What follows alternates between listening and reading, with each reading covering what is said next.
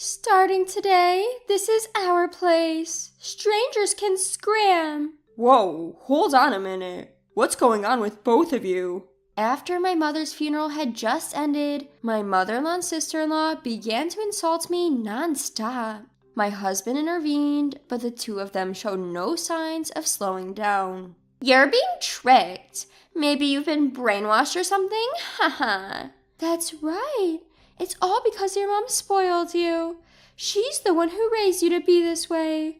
Your mom's to blame. When my sister-in-law and mother-in-law badmouthed my mother, my anger exploded. I can tolerate them speaking ill of me, but I absolutely will not tolerate them speaking ill of my deceased mother. My name is Kathy, 35 years old. I met my husband David, who is a year older than me, at work, and we got married 5 years ago. I used to live with my mother and husband. Reflecting back, a lot has happened in these past 5 years. 5 years ago, I was working at the real estate company my father owned. I've always been interested in the flow of people and money, so I studied economics in college and applied that knowledge to my work. However, there were those who saw my success as a result of my own ability, and those who thought it was due to my parents' influence. For example, when I heard people talking about me, they often referred to me as the boss's daughter, rather than by my name. Moreover, my husband was the top salesperson in the same company. It seems that he was popular with many women, and I received nasty glances from various people. Of course, I don't think that all of my work success is due to my own efforts. I believe it's all thanks to the cooperation of those around me. But I couldn't help but feel frustrated at being labeled as the boss's daughter. While I was living these frustrating days, my father passed away. My brother took over as president, and the harsh stares towards me became even more severe. You must have screwed up. That's why your brother's now the president. Now we'll have to call you the president's sister, right? Haha.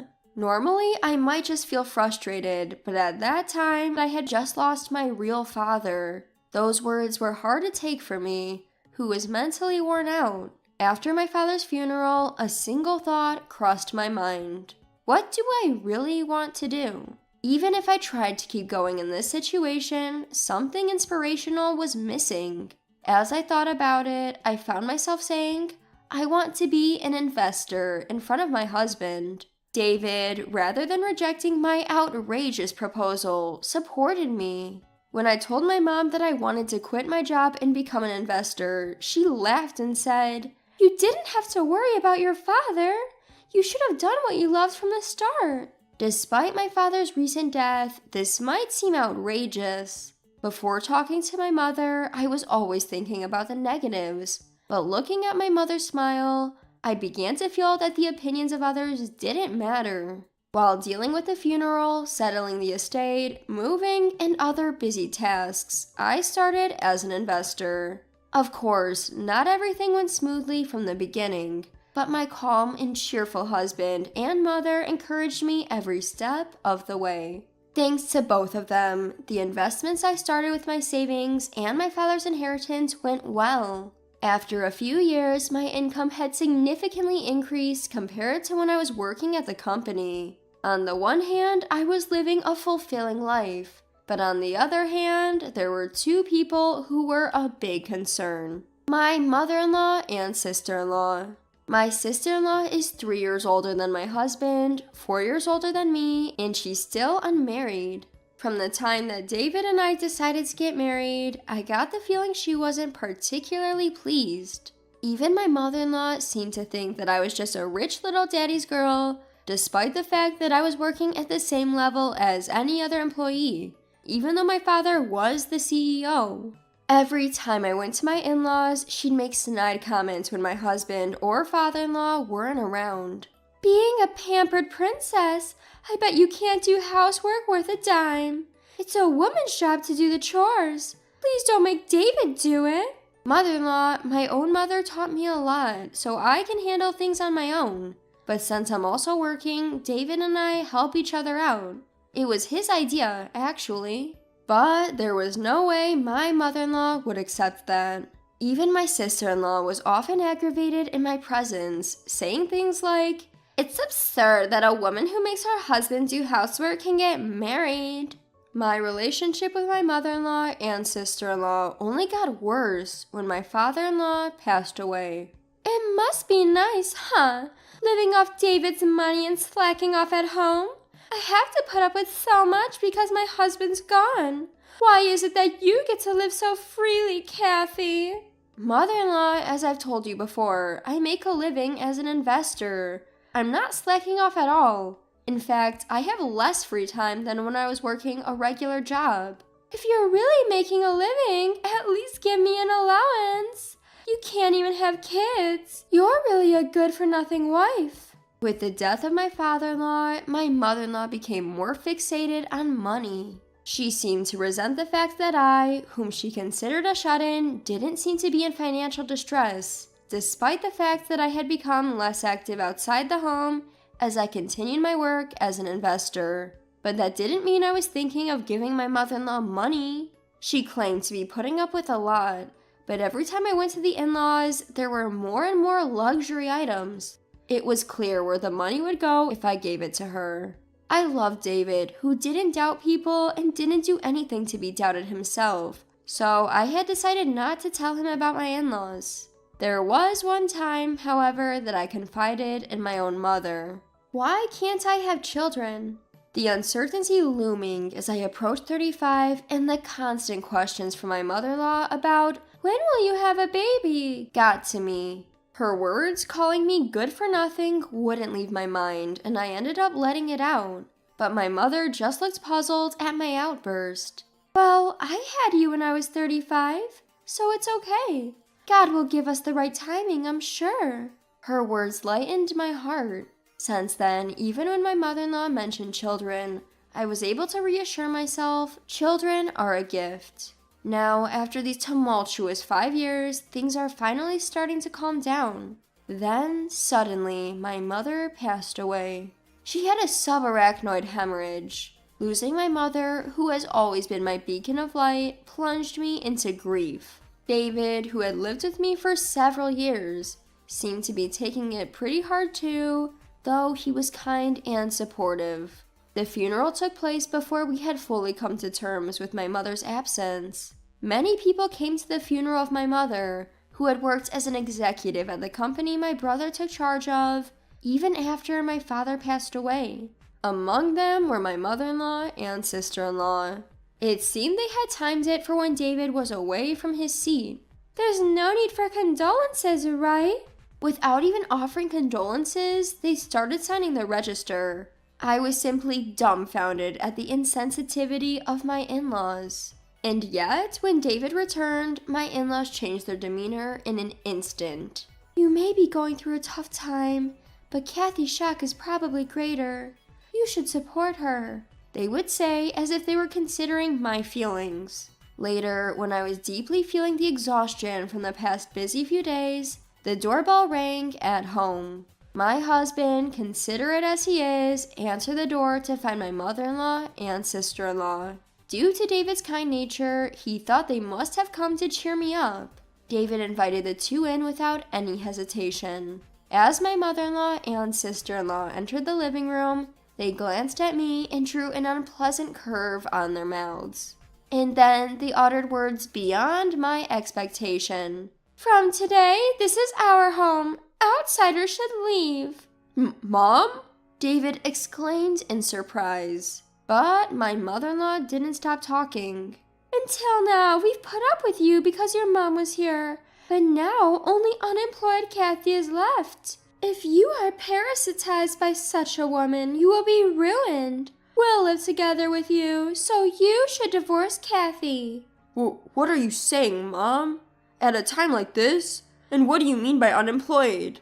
I've told you many times that Kathy is an investor. When you say investor, it sounds like she has a proper job. But essentially, isn't she just playing around, buying and selling stocks? I wonder how such a woman can be a wife. You can find a much better wife. Hold on a minute. What do you mean by bad-mouthing Kathy? What do you two intend to say? Kathy earns her own money. Don't call it playing around.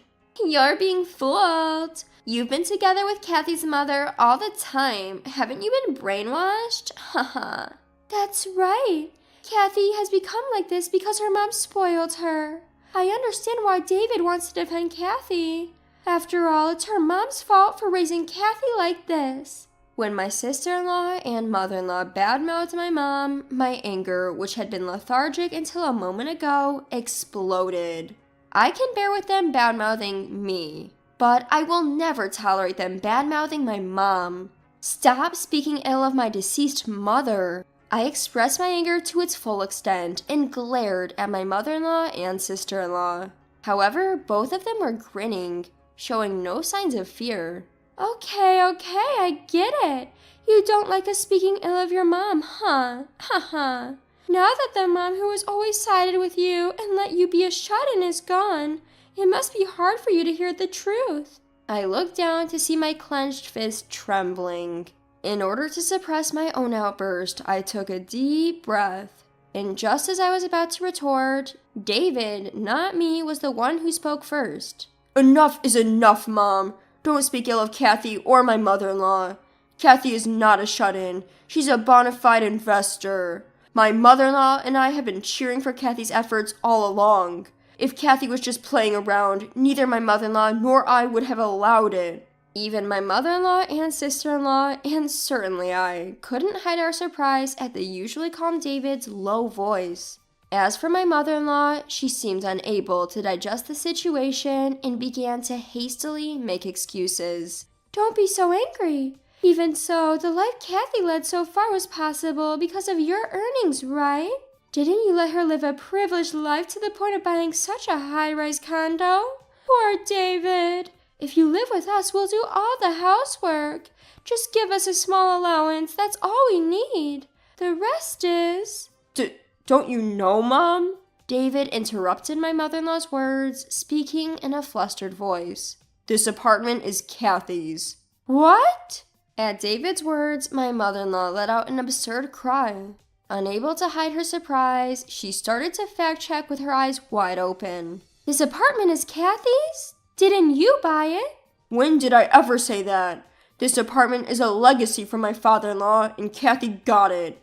That's why the title, of course, is Kathy's. Plus, we split the living expenses evenly. I don't know what you guys are thinking, but Kathy earns more than I do. What? Not only my mother-in-law, but even my sister-in-law were surprised by David's confession. No wonder. They couldn't have imagined that I was earning more than David. My mother-in-law lost her momentum at David's words and became like a corpse. Taking over for my defeated mother-in-law, my sister-in-law opened her mouth. That can't be. Investors make that much. Making more money than working for a company just by buying and selling as an individual? I don't know about other investors. It might just be that Kathy has a good sense for it. But facts are facts. And yet, how dare you belittle my precious wife? This is our home? Don't kid me. Both of you, get out now. At David's words, my sister-in-law began to panic. What? Wait a minute. We sold our house thinking we could live here from today. What? Now it was my turn, along with my husband, to let out a cry of surprise. You sold our house? Why all of a sudden? At least you could have consulted with me. We thought we could live here. Besides, we didn't have money. I quit my job thinking you would support me. So if you don't let us live here, we'll be in trouble. Hey, Mom, say something. While looking at David with pleading eyes, my sister-in-law shook her mother, who had become like a corpse. However, perhaps the shock was too great, and my mother-in-law was in a daze. My sister-in-law, who had lost her confidence, clung to me this time. Hey, Kathy, I'm sorry. I apologize. Please persuade David for me. We can't survive like this. You said you sold your house, which means you have a considerable amount of money at hand, don't you? To the clinging sister-in-law, I said coldly. At that, the sister-in-law began to flip out at me. Don't get smart. Don't talk back. Just because your investments went well, don't get carried away.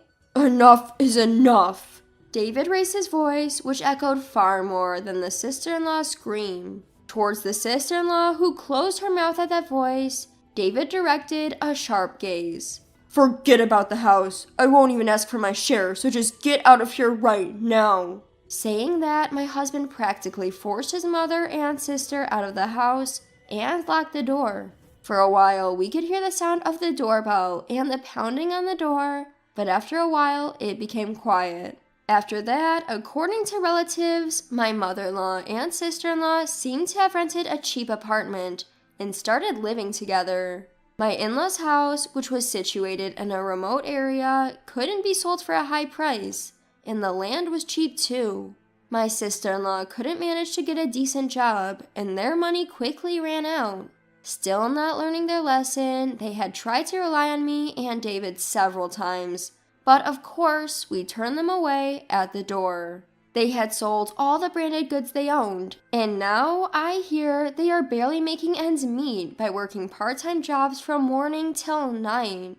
Meanwhile, I've been able to live freely as an investor without anyone around to make nasty comments. And next year, we're planning to add one more member to our family, just as my mother had said. I was thankful to her once again for being blessed at just the right time.